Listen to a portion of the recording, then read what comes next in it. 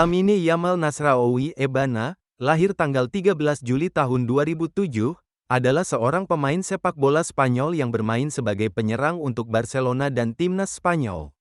Barcelona punya harapan besar dengan munculnya bintang muda, Lamine Yamal.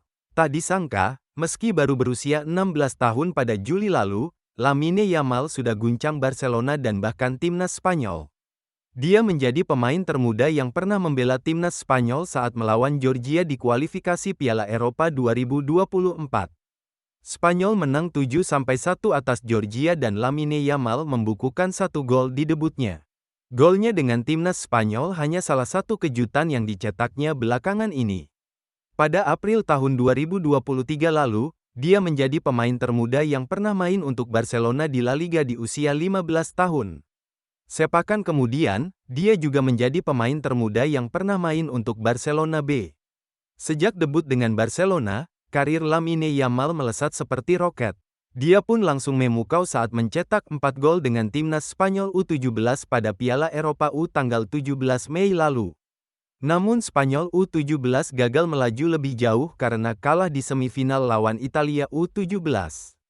Lamine Yamal kini sudah menjadi pemain reguler di Barcelona sejak diajak tur pramusim Juli lalu. Dia juga main saat menjadi bintang di trofi Joan Gamper melawan Tottenham Hotspur.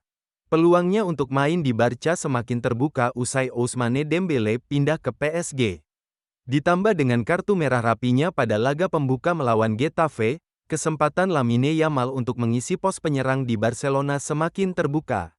Lamine Yamal pun langsung menjadi starter saat Barcelona melawan Cadiz di pekan kedua Liga Spanyol. Begitupun saat melawan Villarreal saat dia menjadi man of the match di kemenangan dramatis 4-3 dan lanjut lawan Osasuna. Lamine Yamal sebenarnya bisa membela negara lain selain Spanyol. Ayahnya berasal dari Maroko dan ibunya dari Ekuitorial Guinea. Bendera dua negara ini juga terpasang di sepatu Yamal. Lamine Yamal sendiri lahir di pinggiran Barcelona Esplac de Llobregat. Dia meski begitu selalu membela Spanyol di level usia muda.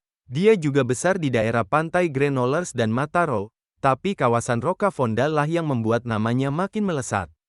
Tempat ini menjadi area favoritnya untuk berlibur sebelum kembali untuk membela klub di pramusim. Saat dia mencetak gol, dia melakukan selebrasi dengan memberi sinyal nomor 304 dengan tangannya. Itu adalah 3 angka di kode pos Rocafonda. 304 juga menjadi grafiti di dinding-dinding kota Rocafonda. Anak-anak di Rocafonda juga kerap menirukan gaya Lamine Yamal saat bermain bola di pinggir jalan. Pengaruh Lamine Yamal di Rocafonda begitu terasa. Semua orang bisa menceritakan bagaimana dia tumbuh di area itu. Orang-orang yang menyaksikan Yamal Lamine tumbuh di Akademi Barcelona, La Masia bakal tak menyangka dengan perkembangannya yang pesat. Dia tembus tim senior lebih cepat dari yang dibayangkan. Diboyong Barcelona dari CF La Torreta pada 2014 lalu, dia selalu menonjol di setiap tim kelompok umur Barcelona yang dibelanya. Total, dia sudah main sebanyak 249 kali untuk tim di La Masia dan cetak 357 gol. Saat dia berusia 6 tahun, kami menerima laporan dari pemandu bakat di Mataró.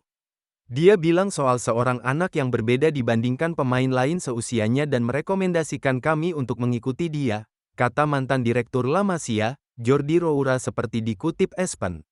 Beberapa hari berikutnya, setelah membaca laporannya, kami mengundang Lamine dan beberapa anak main di Ciutat Esportiva untuk melihat langsung. Kami langsung tertarik karena dia bagus saat mengontrol bola, cepat dan eksekusinya bagus. Kami memutuskan untuk merekrut dia.